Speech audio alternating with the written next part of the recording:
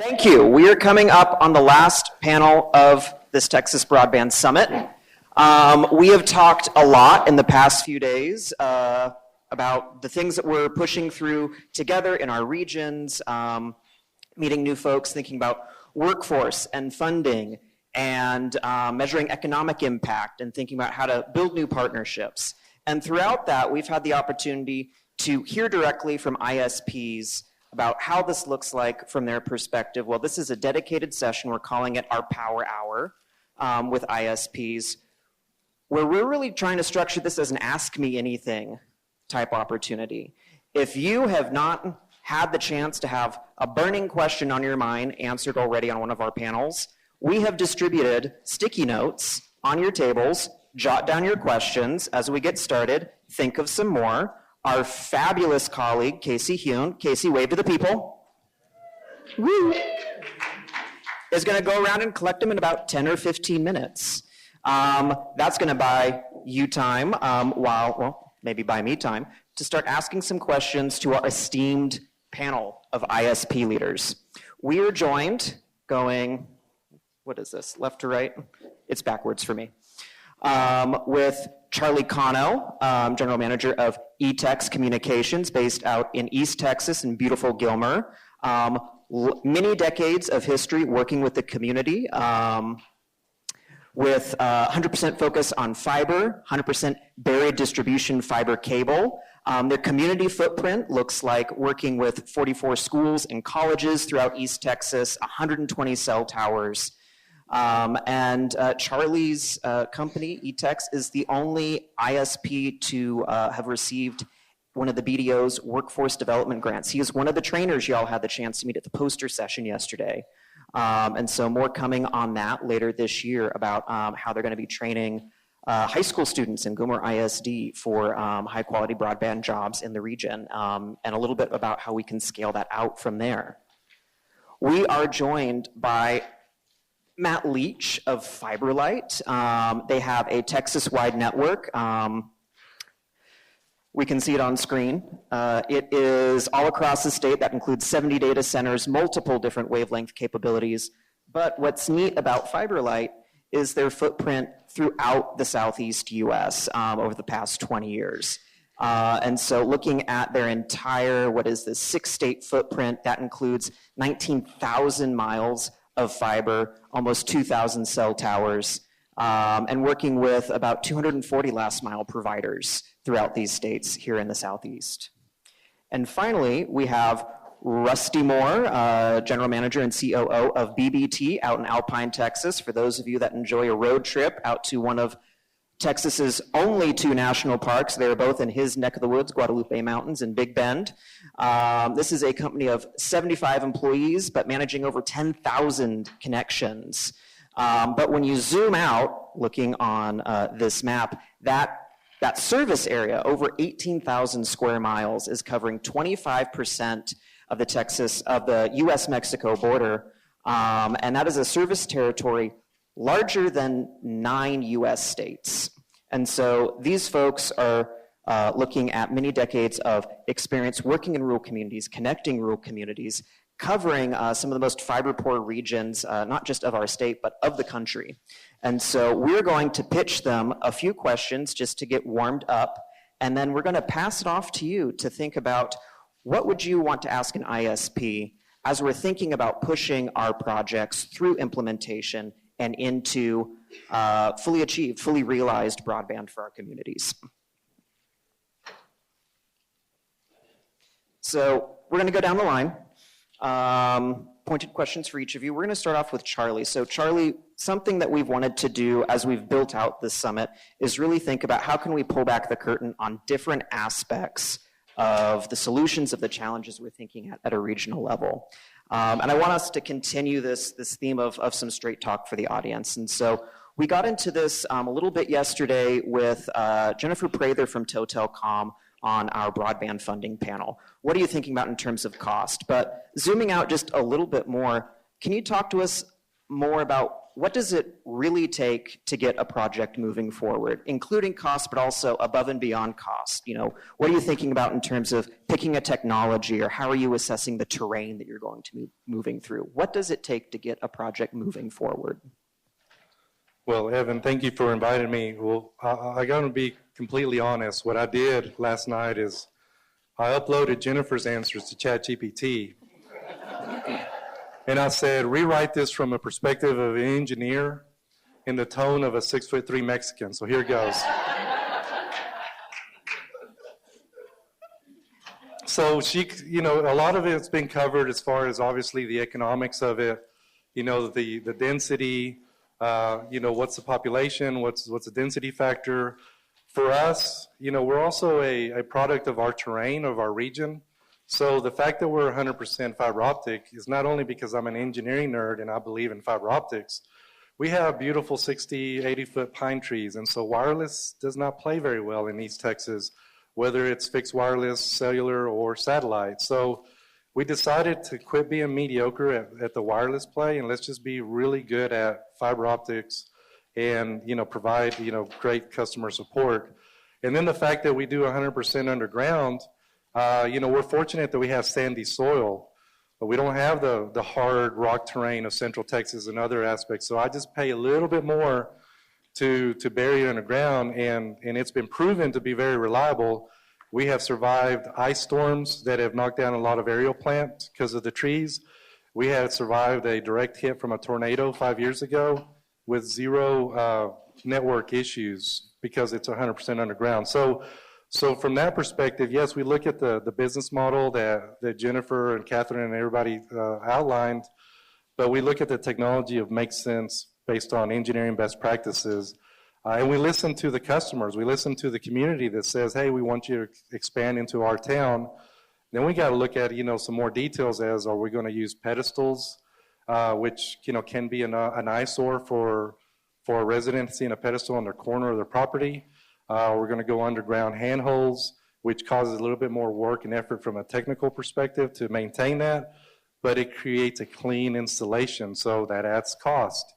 And then the other factor of, I think that was spelled out very nicely yesterday, was we look at the balance of, is this a really lucrative, maybe a 5-year return on investment, or is it going to be a long 10, 15-year ROI?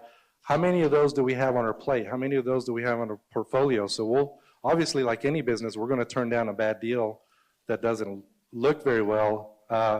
And sometimes we'll turn down a good deal where we walked away from a really good deal, but we had so much on our plate that we didn't want to dilute the quality of service that we provide with everything that we were doing. So many factors. I'm going to take the typical answer of it depends, but all of those factors are taken into consideration.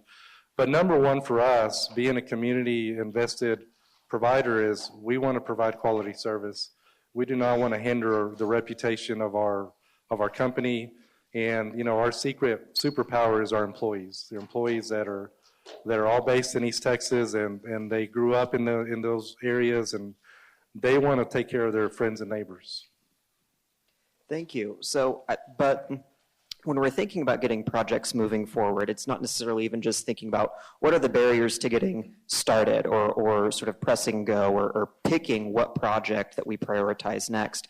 We often, as we've heard throughout the past 2 days, encounter different challenging milestones. And so, Matt, I want to think of how we move from planned to funded to built, and some of the milestones that we hit along that timeline. How do we unblock progress, and what should some of these milestones look like so that we know that we're on track to get from planned to funded to built? Sure. So that's a super broad question. So I'm going to try to answer that, because that is the entire project, actually. But to simplify that entire process, I don't think we do it great justice, but to also, for honoring our time,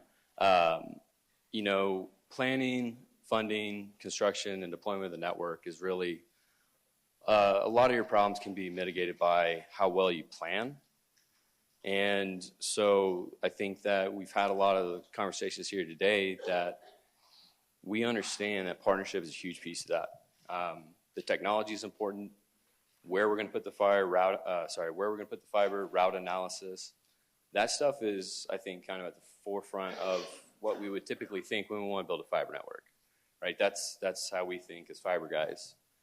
But on the backside of that, it's kind of those intangibles, right? The things that you wouldn't typically think about, the stakeholder engagement, working in through the community.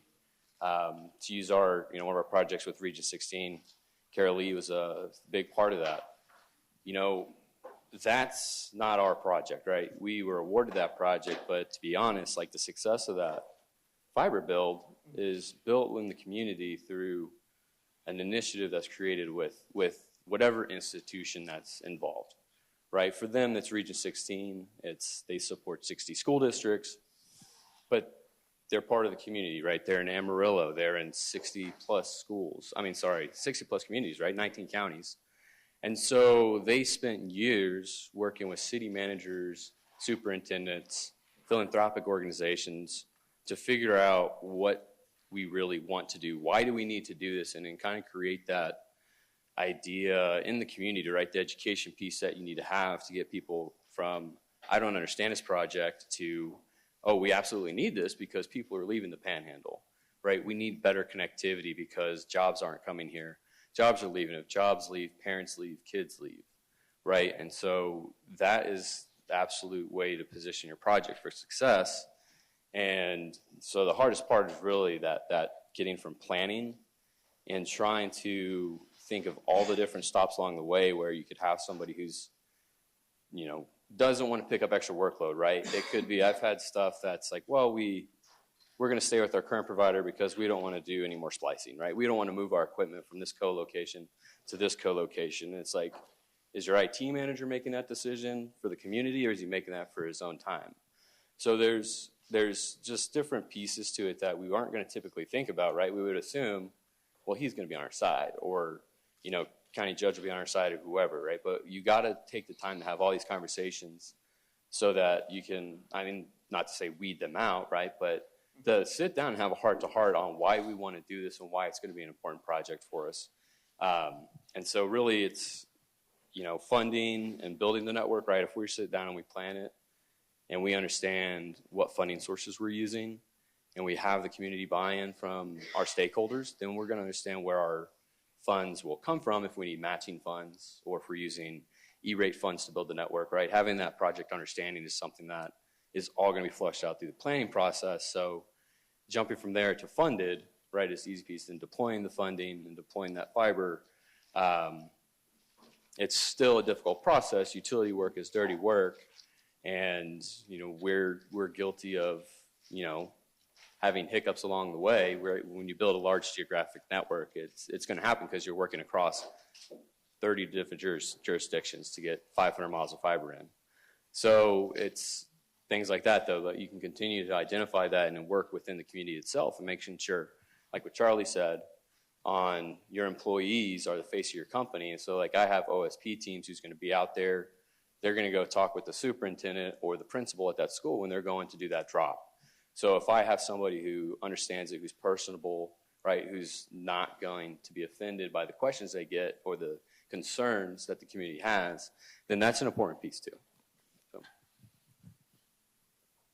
Part of this is making me think of one of the spicy questions from our Four Corners activity in our networking session yesterday around sort of our workforce development challenge. Is it a shortage or is it a problem of coordination? You mentioned, for many of these challenges, along the full project timeline, the key thing that you may be focusing on is effective stakeholder engagement, identifying, who is the decision maker, where is this decision coming from, and finding a way to effectively engage with them to find a solution forward together. And so thinking of your role as a public service director, how do you approach that relational work to understand who is the person I need to go talk to, where do we need to sort of figure out where's the decision coming from, and how can we find this alignment, find this coordination between your team at FiberLight and then the community partners in the project?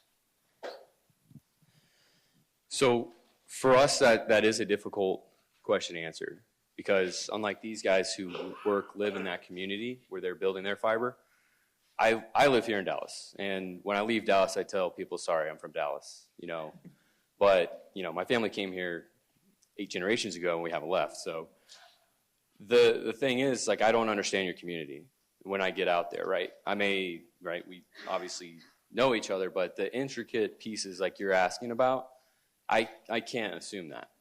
I can't go into a community and assume it's just like the other one that we've worked in. So for me, I always think that, again, Carrie Lee, great person. Groups like that are going to help you connect with the community, right? They're doing work there.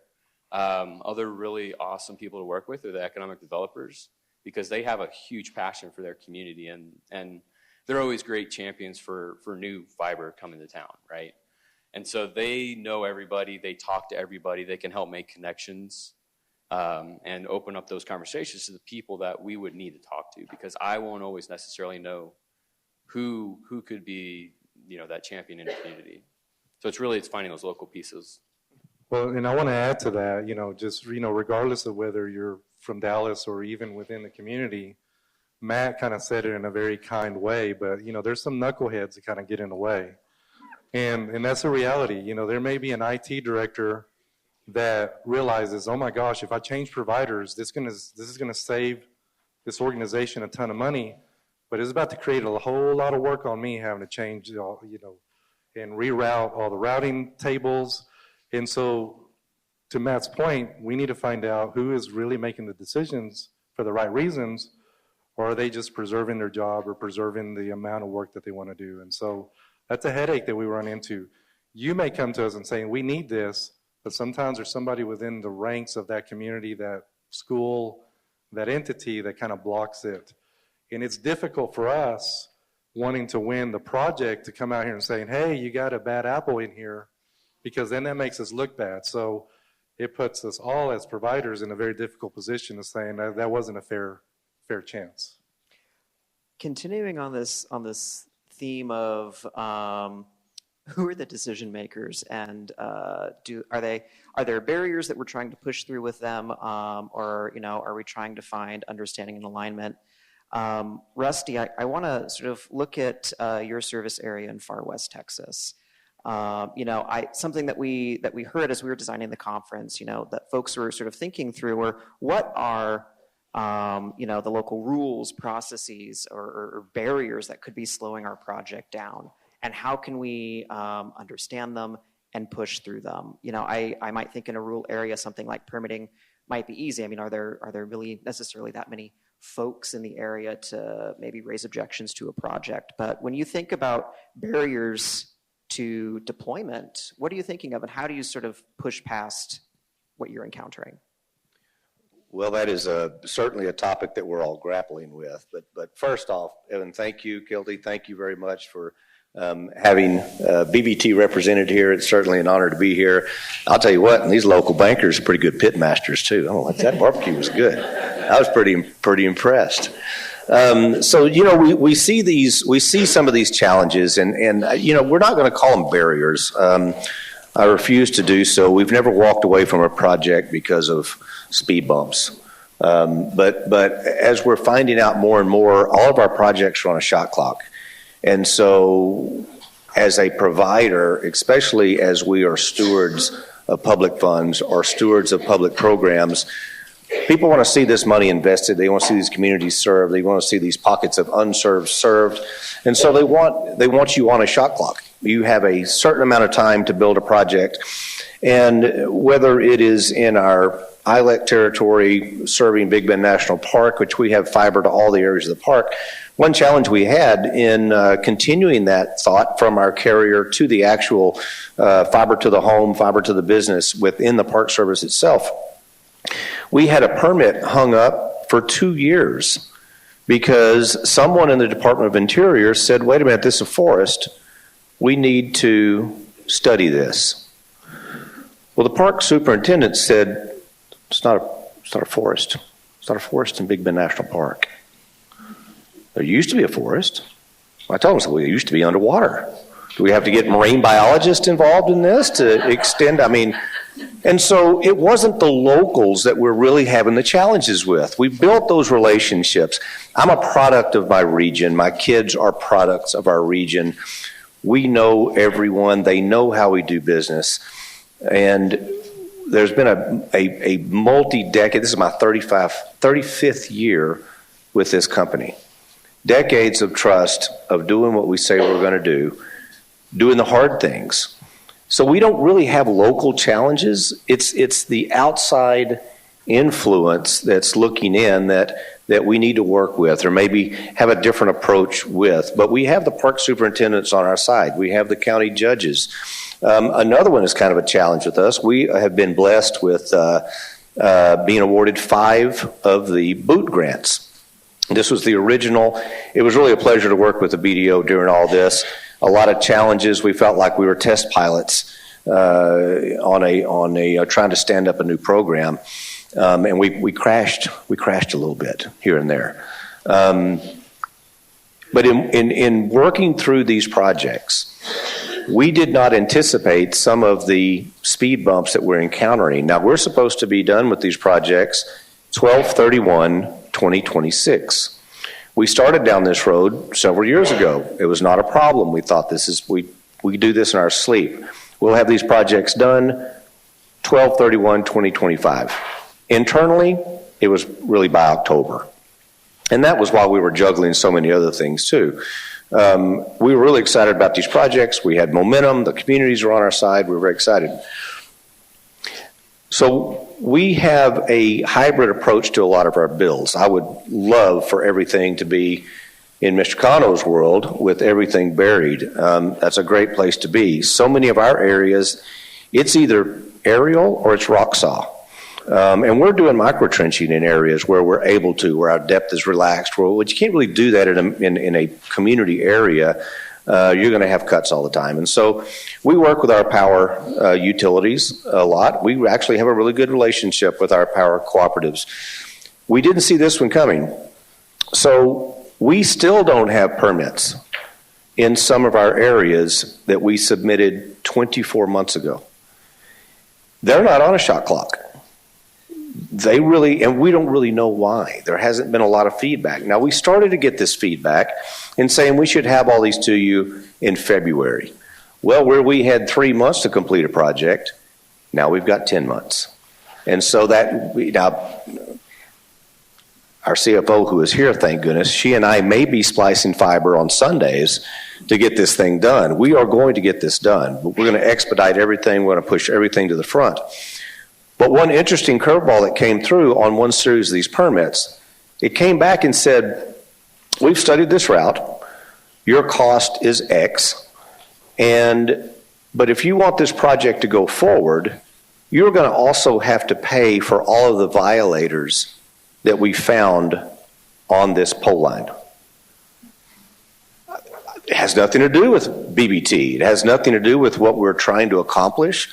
It's when they went out to look at this route, they found larger carriers, maybe some cable companies, maybe some business that chose to use that pole to have their flag. I mean, just all number of things. We don't really even know why.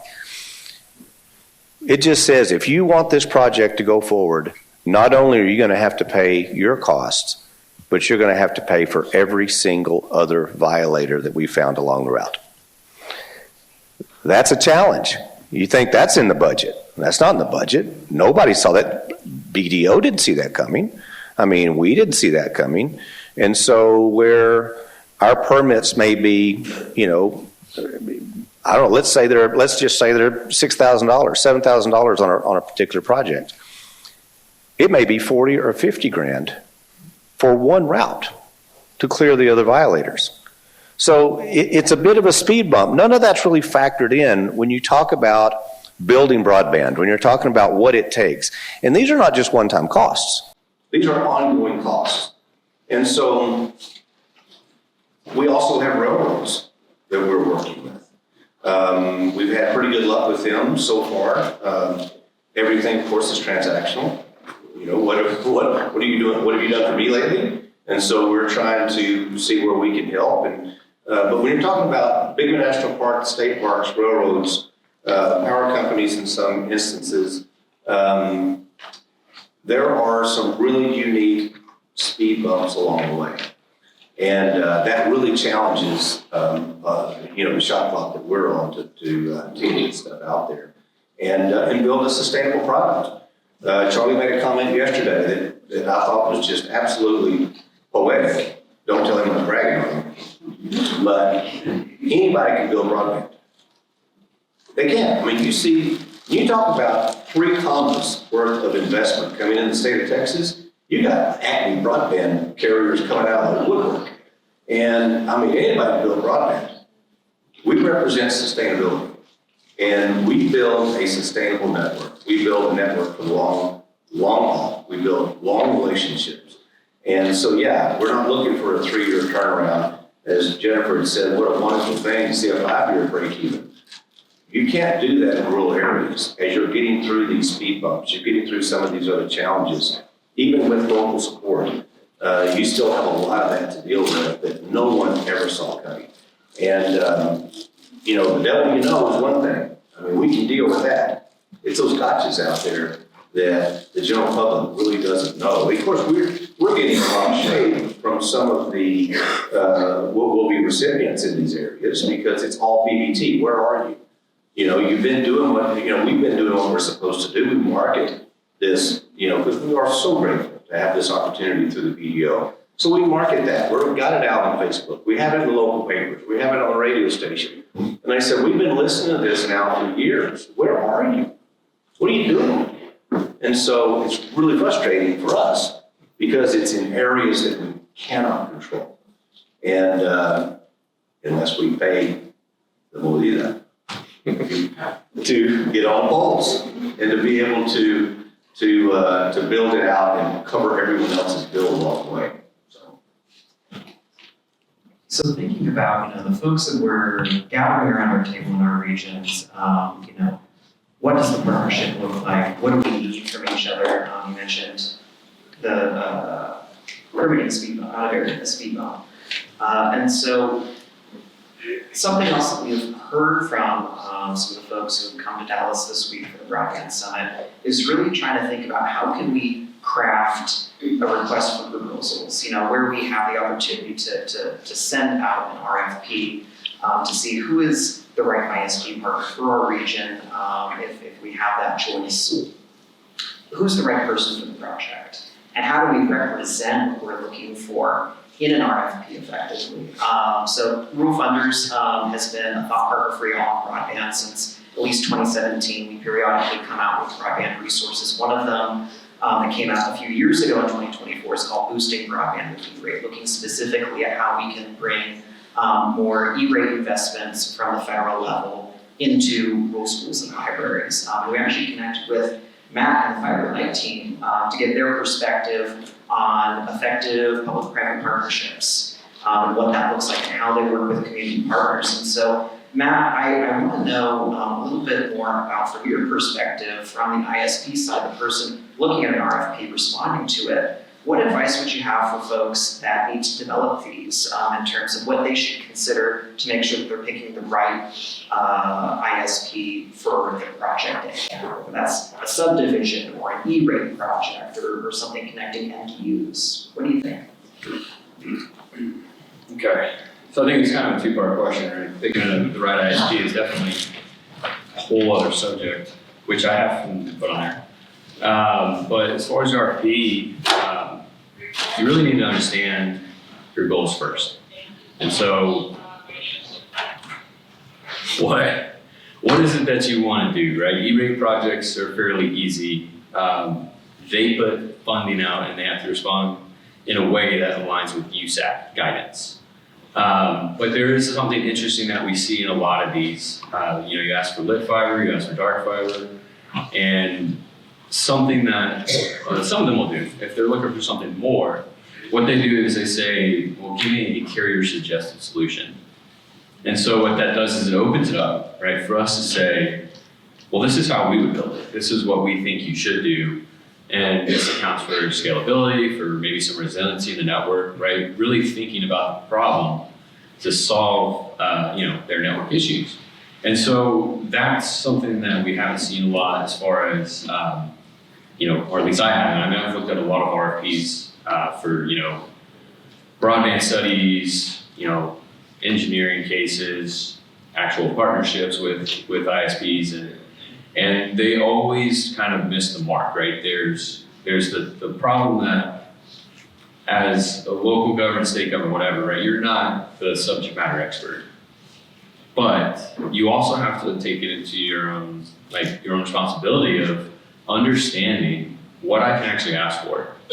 Because when I put my RFP out and I say that I need somebody to serve this census block, and I want, middle mile to our office buildings, whatever, that's fairly open to interpretation.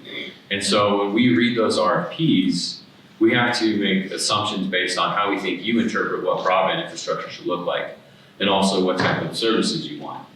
And so that's where, you really have to spend more time with the ISPs before you put the RFP out, which is sometimes hard. Some of the smaller guys, aren't going to have representation. I know I've talked to many ISPs who, miss out on stuff because they may be the president of the, local ISP, but they're out at a tower, right? They're doing maintenance, or some outage happened, and so they have to do something else. And so clearly outlining and understanding what it is that you want to build and the reason you want to build a network is what you have to do first. And so I think kind of looking towards obviously it's good to look at other RFPs, what's been successful, what are people asking for. And I'll tell you this, I don't think that anybody's asking for enough, because it's always like we want to get that very bare minimum, right? We just want connectivity to everything. That sounds like a lot, but when some of the RFPs that we're looking at, when you have like a very mature, larger city with a CTO who understands the network infrastructure, they're asking for higher count dark fiber networks, right? Because what they're doing is they're going to take that network and they don't want to share traffic, right? They want to have their own electronics on it, or not sharing electronics, right? They may have us manage it, but they don't want that to be shared with other businesses, other ISPs that are using that, so they have their dedicated fiber. And so that's why you're really not asking enough. And I think that comes from maybe I'm part of the ISPs that are in the communities. You have some providers, definitely not these guys, but the bad actors, the knuckleheads like Charlie calls them, that will say, you can have this. This is what we'll give you. But and now this is where I'll kind of segue into how to pick a good ISP partner. You got to consider it as like a financial equation. So you have a lot of these communities where somebody's built cable, DSL internet, and that's been paid off for decades. They built that and they've been providing bad internet forever, right? They are not incentivized to go make that same investment again to build fiber, to overbuild their network. And so when you're looking for a partner, and you may think it's the easiest thing to just go talk to the guy who's got, his pop in his office down the street, but who's going to be more incentivized is somebody who's going to grow their market, right? They're going to go into a new city. So if I go build a fiber network somewhere, I don't build fiber at home, these guys do. But if I go into a community and I can see that there's 1,000 houses there, that's 1,000 new houses, 1,000 new customers for me. So if I'm, ABC DSL company who's providing inadequate internet, I'm just going to be like, well, you guys have internet. We don't have to build a fiber network, but until somebody close comes in. So it's really like you got to understand that too. Like that's the way that you kind of incentivize these people is you're going to help them grow too. I think around follow-up for Rusty and Charlie, when you're thinking about looking at the RFPs that you all review, are there things that you wish you would see more often? So like I think, again, in boosting broadband with an E-rate, one of the things that we put together are just like questions that we can insert into an E-rate RFP, like do they provide direct invoicing, or if they're building line to a library or to a school, would the ISP agree to connect locations along the way? Are there things that you think are like best practice, or maybe a green flag that you wish you would see in some more RFPs that folks might not know if they're using maybe like a template? We've been very successful with the RFPs we've tackled with whether it's with our relationship with Sullivan State University, with various counties. So much of, you can tell when an RFP is being written to where they make sure they have the right ingredients. They want to make sure the end product is there, right? So many people they're not just throwing spaghetti against the wall, see what sticks. And so you want to make sure that whoever is providing these, that they are very aware of the services that you're providing, and also very, very well aware of the flexibility to customize to their needs. And so I'm not sure that when you mentioned a template, a lot of them may start with a template, but when they realize that you don't have to be bound by that necessarily, they can be pretty creative. I don't know that we've ever had the same response to a fiber build in our CLEC company, or competitive company. I don't know that there's ever been two the same. And so, we approach things very open-minded. Make sure you just throw everything you can in there, but also make sure that you know of the diversity that we've built into this region. We've got multiple paths out, one through El Paso, one up through Midland, one going through San Antonio. So you make sure that you promote your resiliency when cable gets cut, not if, but when it gets cut. This is how we stay afloat. And I think that matters. And when you're getting into these rural areas, like we are, that type of diversity, or those type of inter-region protected paths become a very, very valuable commodity when you're responding to one of those. And so I don't know that there's been anything really missing. We've just encouraged everyone to not pull any punches. Don't sell yourself short for your community if you're writing an RFP to support your constituents, because the more challenging they are, the more excited we get to respond to them. Rusty, you mentioned earlier you are a proud product of your region. You've been with BBT for 30 plus years. You were from far west Texas. And so when we think about some of the speed bumps that we still have ahead of us, sort of the workforce development challenge perhaps. I know that you all have an apprenticeship program to help develop the local workforce. Charlie, you have a workforce training grant through BDO that you're developing a curriculum with. And so when we're thinking about the types of partnerships that get us the human talent, the human capital that we need for our projects, can you talk to us a little bit more about your partnership with Silveros and how you sort of developed this as a really high quality local partnership, really building off of the good assets and good work in your region? Well, Silveros is such a crown jewel for our region, and in working with them, that's my alma mater. Most of our management team, a lot of them were Silveros grads that have come back. We're very proud of that university and what it's doing in the overall system. And we created this apprentice program we've done. I know when I was growing up in Alpine, I had no idea. I really didn't think about technology in general. I was pursuing beef cattle production, agricultural business, which leads right into telecom. Had no idea, but that was the attraction. It's my passion for agriculture. How I had an opportunity to enhance the ranches and the agricultural entities in our region through technology. And so I never really had that exposure growing up, and it was fascinating, right? The ranch I was on, we didn't have a telephone. We had a Motorola radio patch, star 99 for dial tone, star 98 to hang up. Anyway, it became very fascinating. And so we have an HR generalist that actually had stood up a program elsewhere. We wanted to bring something more, really kind of more refined to anywhere from a junior and high school level up into college level, an apprenticeship, a paid program. We actually helped one of our students that was going to Texas A&M. He worked for us one summer through the program in our engineering department and earned 6 hours of credit through Texas A&M. So we were very proud of that. That helped him out considerably. And we're still using the work that he produced during the summer. And so we've worked with a number of other educational entities as well as far as their student projects. And this, our apprenticeship program actually just gained recognition with Texas Workforce Commission. They're wanting to now sponsor this program and help us grow this program.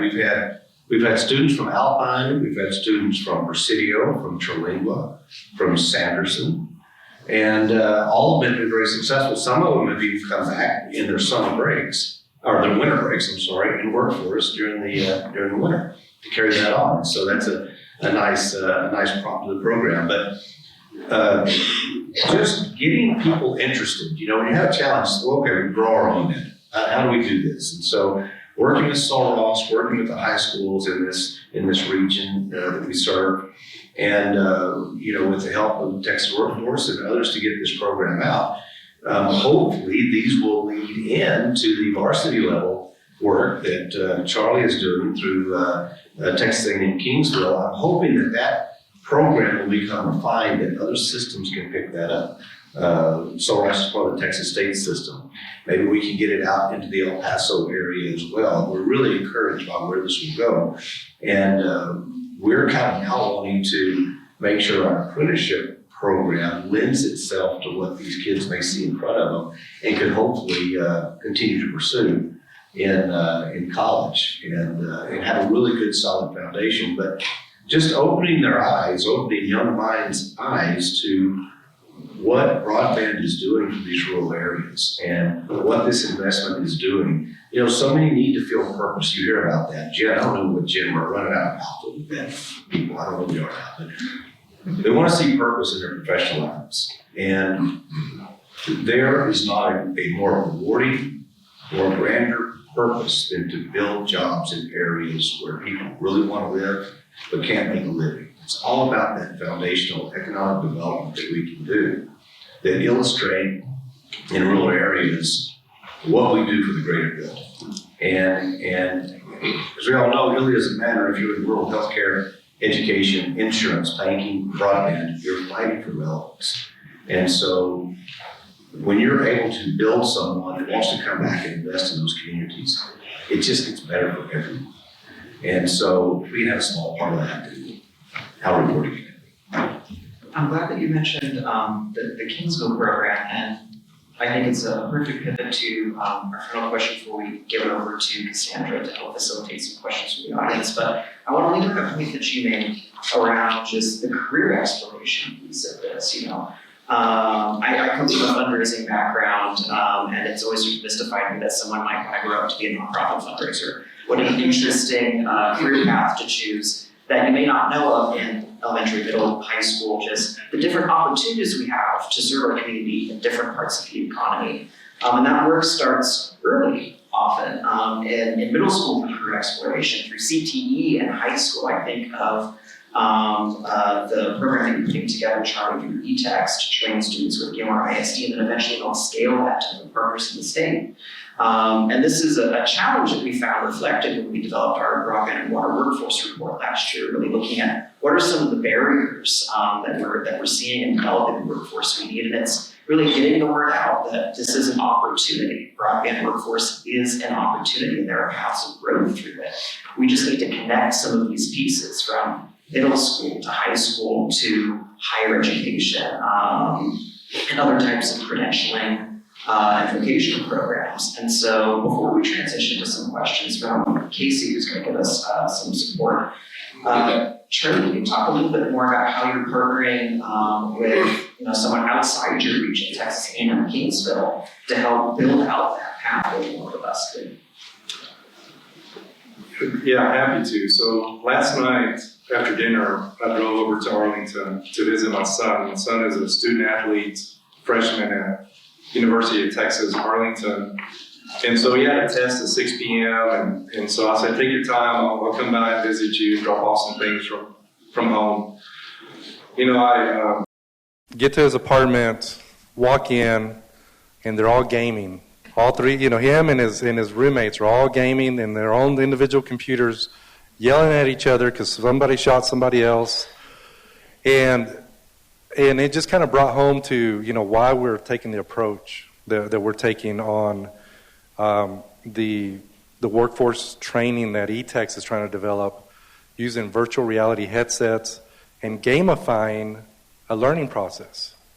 So, I talked to him about, well, how was your test and how's studying been going? And he says, well, I can only study about an hour and then I just have to take a break and come back to it. But you sure will sit there for 5 hours straight playing a game. So it just kind of brings that home that if learning sometimes is not fun. Sitting through a classroom, sitting through a training sometimes is not very pleasant. But if you gamify it through a virtual reality headset, if you change it up, they accidentally learn something while they're looking at some cool graphics. So our approach is to take this training curriculum to the high school level. 8th graders, I have an 8th grader as well. They're having to pick their 4-year program, which pathway they're going to have to take. Is it STEM? Is it ag? Is it whatever? They don't know. They don't know at 8th grade. So we're trying to create a very innovative new way to inspire kids, to Rusty's point, to consider our industry, which is a very, very good industry to work for, great benefits, great retirement. So let's get them early and let's get them interested in a fresh new way. As far as a partnership with Texas A&M Kingsville, I'm also part of the Texas Telephone Association, TTA, technical committee. And that's how we're partnering with Texas A&M Kingsville. TTA is an advisor, is a consultant to the curriculum that A&M Kingsville is developing. So I'm part of 2 workforce grants that the BDO has selected. One directly involved and one as an advisor through TTA. But you have a state association that represents every rural company in the state that are going to eventually hire these individuals. We get to kind of set the path of this is what we want them to at least learn, so they're successful day one of coming into a career with whatever rural provider, working for any of us TTA members, working for FiberLight. It's going to be something that they're going to at least be successful day one. We all look at candidates and applications, and we may go through 60 to 100 applications, and they have 0 telecom experience, broadband experience. And so we don't know. They immediately don't pass the first test of, looking at that written resume.